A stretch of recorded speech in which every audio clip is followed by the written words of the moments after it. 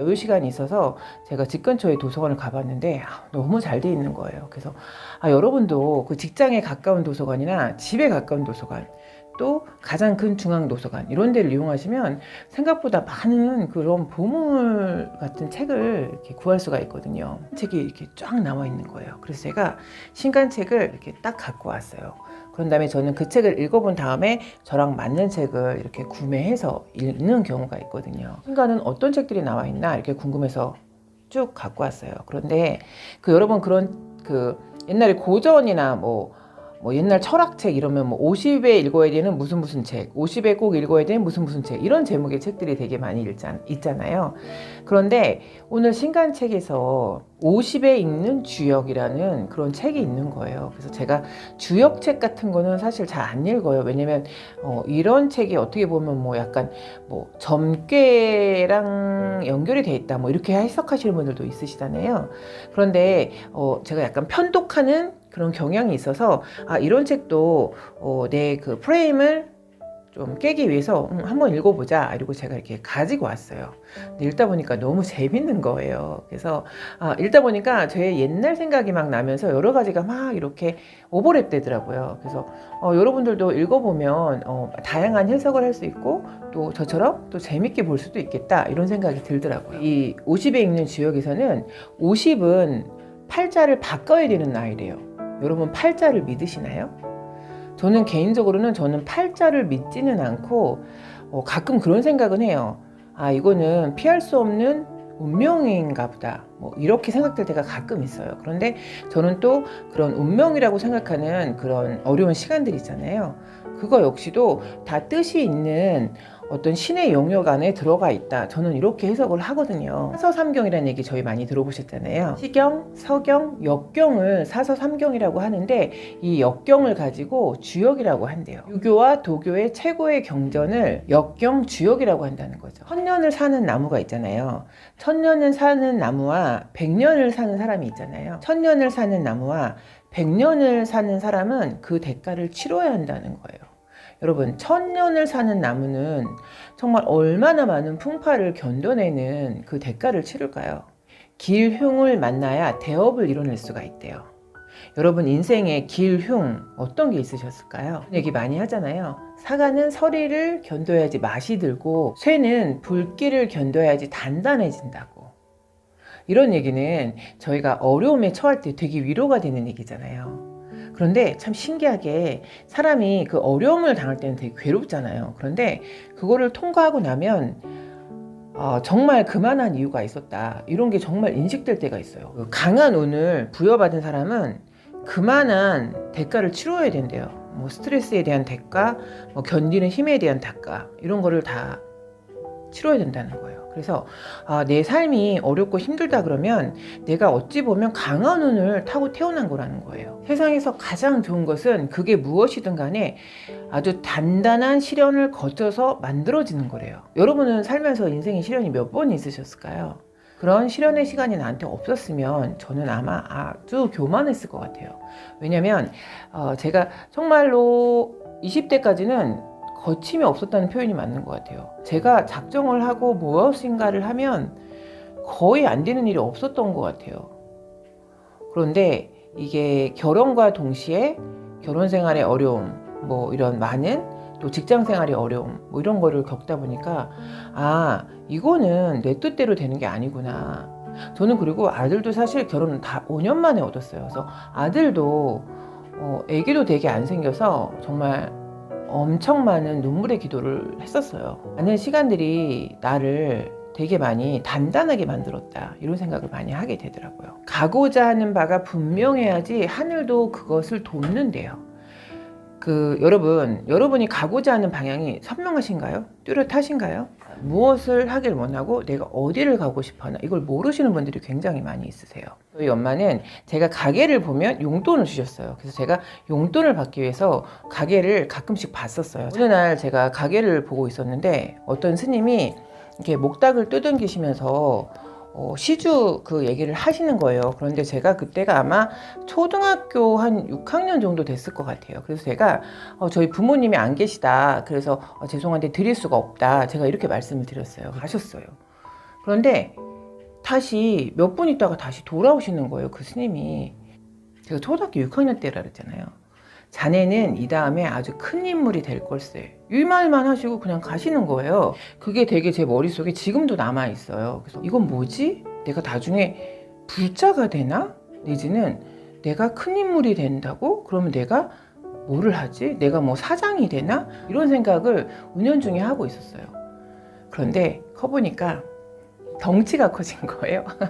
제가 이런 얘기하면서 막 우스갯소리로 얘기하는데 그때 그게 하나가 되게 기억이 났고, 제 인생에 또 하나 기억이 남는 또 미스테리한 경우가 한 번 있었어요. 저희 아들이 그 초등학교 6학년 때 용돈을 모은 돈으로 저희 아들이 제 생일이라고 스테이크를 사주겠다 그러는 거예요. 자기가 처음으로 엄마한테 밥을 사겠다고.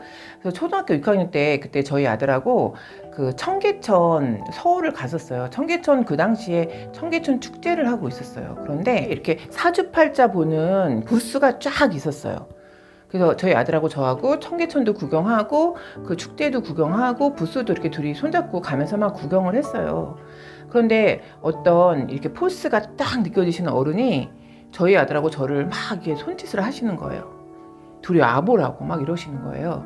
그런데 거기에 그런 사주팔자 뭐 이런 거 보는 데는 저는 점을 아직까지도 한 번도 안 봐봤어요. 그들이 그거 궁금해서 뭐 보고 싶다는 거예요. 그런데 저는 안 봤으면 좋겠다. 좋은 얘기가 나오면 너무 좋지만 안 좋은 얘기 나올 때 많이 있잖아요. 그러면 괜히 기분도 상하고, 그래서 저는 안 봤으면 좋겠다. 그랬더니 애들이 막 가자 그러는 거예요. 그래서 갔어요. 돈이 되게 많이 따라붙는다고 이렇게 표현을 하시더라고요. 그래서 이 돈이 이렇게 5개가 따라붙는 경우는 거의 드물었대요. 뭐 많아야 3개가 따라붙는데 저희 아들은 5개가 따라붙는다고 이렇게 얘기를 하시는 거예요. 그래서 저희 아들이 엄청 신나했죠. 그래서 근데 또 저한테는 뭐라고 얘기를 하셨냐면요. 저한테 직업이 뭐냐고 물어보시는 거예요. 그분한테는 굳이 공무원이다 이런 얘기를 하고 싶지 않았기 때문에 저는 그냥 주부인데요 이렇게 말씀을 드렸어요. 그런데 그분이 저한테 뭐라고 얘기하셨냐면요. 다행이라고 그러시는 거예요. 만약에 관직에 있었으면 제가 관운이 없을 뻔했다 그러시는 거예요. 그래서 그때는 그 얘기를 그냥 싹 잊혀서 듣고 있었어요. 60이 넘으면 제가 팔자가 필 거래요. 이것도 지금 생각하면 너무 웃긴데 60이 넘으면 팔자가 피고 제가 60이 넘어서 부자가 될 거래요. 그래서 제가 부자요? 얼마만큼 부자요? 제가 이렇게 여쭤봤어요. 그다음 큰 부자는 못 돼도 돈 때문에 절대 힘들지 않게 살 거라고 이렇게 얘기를 하시는 거예요. 그때는 까먹고 있었어요. 제가 관운이 없다는 얘기를 그 당시에 하신 거예요. 그분이 그동안 잊고 살았던 그 얘기를 얼마 전에 저희 아들하고 그 얘기를 꺼내서 한 적이 있었어요. 너무 신기하다. 너 초등학교 6학년 때 그분이 해주신 말이 어떻게 이제서 맞지? 막 이런 얘기를 저희 아들하고 했었어요. 근데 저희 아들이 그러는 거예요.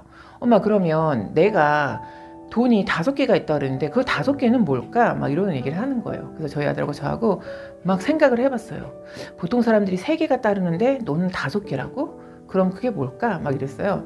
근데 저희 아들하고 저하고 내린 결론이 뭐였냐면, 저희 아들을 기준으로 외갓집과 친갓집을, 그러니까 외할머니, 외할아버지, 뭐 이렇게 친갓집, 엄마, 아빠, 연금 타는 숫자가 딱 5명이더라고요. 그래서 혹시 그거 아닐까? 막 이런 생각을 했었어요. 그러니까 저희 아들이 그럴 수도 있겠다. 엄마, 연금을 양쪽 집에서 5명이 탄다 그러면 내가 돈 걱정은 없이 사는 거지. 뭐 막 이렇게 얘기를 하면서 웃으면서 넘겼는데, 저는 사실 이런 점도 믿지 않고 사주, 팔자, 주역, 뭐 이거는 그냥 제가 이런 통계적인 사항으로 믿는 거고, 저는 사실 그 사람의 팔자도 변할 수 있다고 믿는 사람이에요. 자신에게 부여된 명을 향해 달려가는 게 운명이래요. 아모르파티에 되게 유행했었잖아요. 그게 운명을 사랑하라 이 뜻인데, 이게 좋은 길을 가라 이 뜻이 아니라는 거예요. 가시밭길을 걸어가는 것이 나의 운명이라면 나는 가시밭길을 걸어가겠다, 이 뜻이 아모르파티라는 거예요. 성실하게 궁리하되 집착하지 말래요.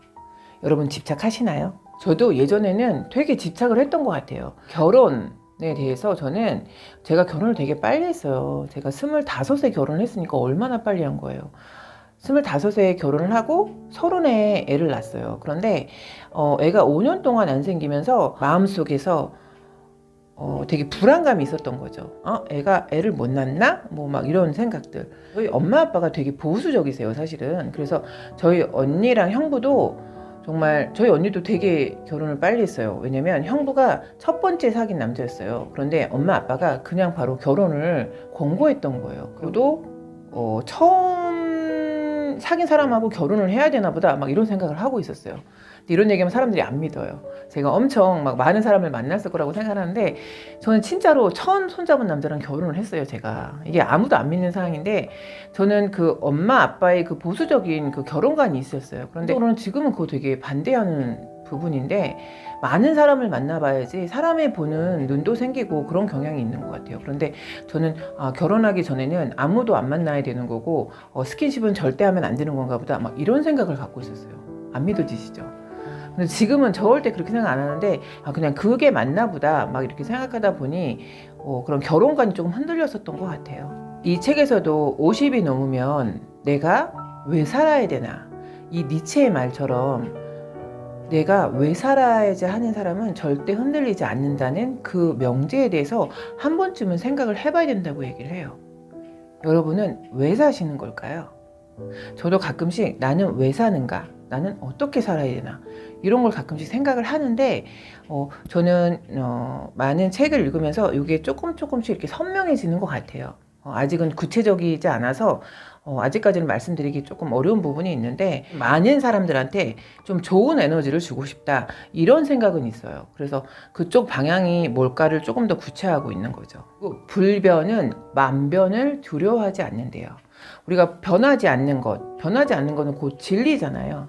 변하지 않는 것은 요동치는 것을 두려워할 필요가 없는 것 같아요. 진짜 그 멈춰야 될 때 멈춤을 모르고 계속 직진하다가 낭떠러지에 떨어지시는 분들 많이 보셨잖아요. 그런데 우리가 정말 앞만 보고 달리다 보면 이 멈춰야 될 때 이 시점을 못 잡는 거죠. 모르고 있다가 계속 가다가 이렇게 딱 떨어지는 거. 그런데 내가 스스로 내가 언제 멈춰야 될 줄을 안다. 책에서는 그렇게 얘기를 해요. 50대에서 위험에 빠뜨리는 것은 단 한 가지라고. 이걸 뭐라고 표현했냐면요. 향룡의 추락이라고 표현을 했어요. 이 향룡은 욕심을 부린 용, 과욕을 부린 용을 황룡이라고 표현을 했는데 이 황룡, 욕심을 너무 많이 부리다가 이렇게 딱 추락을 한다는 거예요. 내가 마음먹은 것이 나의 과거와 미래를 모두 바꾼대요. 여러분은 요즘에 어떤 마음가짐으로 살고 계시나요? 저희 독서 모임 할 때도 제가 이렇게 자주 여쭤봐요. 이렇게 탁 찌르면 탁 나오게끔 요즘에 무슨 생각하세요? 그러면 이 질문을 굉장히 많이 드려보거든요. 그런데도 거기에 대해서 선명하게 대답하시는 분이 많지 않으세요. 저희가 생각을 딱 중심을 잡고 살지 않으면 정말 환경에 이끌려 가면서밖에 살 수 없는 거죠. 50을 딱 기점으로 보면 이 50 전에 전반의 생은 외면이 잘한대요. 외면이 잘하고 50을 기점으로 후반의 생은 내면이 잘한대요. 여러분 그렇게 하고 계신가요? 근데 이걸 거꾸로 하시는 분들 되게 많으시죠. 전반의 생은 내면이 잘하고 후반기의 생은 외면이 잘하시는 분들 있죠. 그러니까 이게 어떤 경우냐면 많은 꿈을 갖고 막 공부를 하면서 막 내면을 가꿔요. 그리고 어느 정도 부가 축적이 되면 정말 그 옛날에 그 초심을 잃고 외면에 치향되는 거죠. 내 과욕을 채우고 내 욕심을 채우고 그동안 내가 신세졌던 많은 사람들을 잊고 교만의 그 외형으로 바뀌는 경우들이 있으신 거죠. 이거를 무척 경계해야 된다는 거예요. 50을 기점으로. 그런데 이거를 많이 놓치고 살다 보면 황룡의 추락으로 갈 수가 있다는 거예요. 50은 내 인생을 각인해야 될 시기래요. 그리고 50 이후에 내 삶을 정립화하기 위해서 그 부분에 대해서 치열하게 살아야 되는 시점이라는 거예요. 50을 기점으로 해서 내 인생의 끝을 생각하면서 살라는 거예요. 내가 훗날 죽을 때 사람들은 나를 어떤 사람으로 기억할까? 이거 되게 중요하다는 거죠. 50이 넘어서는 정말 익어간다는 표현으로 살고 싶다. 그 추해진다는 표현 있잖아요. 50 넘어서 추하다. 앞뒤가 다르다. 뭐 이런 얘기 듣는 건 진짜 최악의 욕인 것 같아요. 그래서 이런 얘기는 듣지 말고 살 수 있도록 노력을 해야 되겠다. 이런 생각을 하게 되는 거죠. 서신이 바르면 천하를 얻을 수 있대요. 여러분 저희가 뉴스 같은 거 봐도 그 한 번의 실수, 많은 분들이 한 번의 행동, 한 번의 말 이런 걸로 추락하시는 분들 많이 보셨잖아요. 말의 질서가 곧 관계의 질서래요. 그래서 아무리 친해도 막말을 하면 안 되고 사람을 부르는 호칭 이런 것도 되게 중요한 것 같아요. 그리고 권위가 있는 거랑 권력이 있는 거는 다르잖아요. 권력이 권위는 아니거든요. 그런데 그 권위가 있는 분들은 사실 막말 안 하시죠. 권력만 있으신 분들이 막말을 하는 경향이 있으시죠. 정말 본인의 삶에 대해서 책임이 없으신 거래요. 50대가 보여줘야 될 희망의 증거는 사실 이 책임감이라는 거예요. 여러분, 그리고 50대가 되면 그 벗들을, 친구들 어떻게 생각하세요? 친구들이 점점 많아지시나요? 점점 줄어드시나요? 아니면 예전이랑 똑같아지시나요? 그 50대부터는 사람들이 점점점 친구를 멀리하게 된대요. 저는 사실 인간관계를 정리할 기회가 몇 번이 있었어요.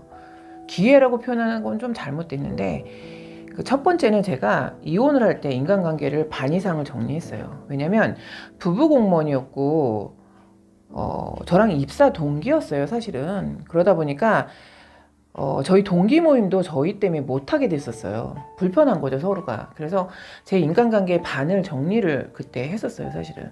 그리고 저희 아들이 학교폭력이 발생하면서 저는 그 당시에 모든 모임을 다 해제했어요.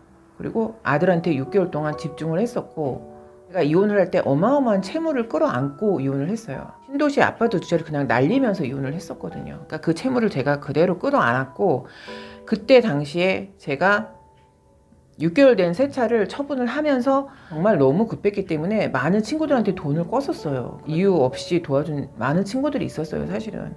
그리고 제가 또 그 친구들한테 그런 신세를 졌고, 또 저 역시 그거에 대한 책임을 지고 정말 그거를 최대한 빨리 갚으려고 노력을 했고, 그래서 그걸로 인해서 친구를 잃지 않으려고 저 역시 부단한 노력을 했었던 것 같아요. 그래서 그렇게 하면서 저 같은 경우에는 그렇게 인간관계를 3번 정리하는 계기가 있었던 거예요. 마음이 사람 사이를 잇고 세상을 발전시킨다는 거예요. 어떤 땐 그런 생각을 해요. 여러분들도 그런 생각을 하시나요?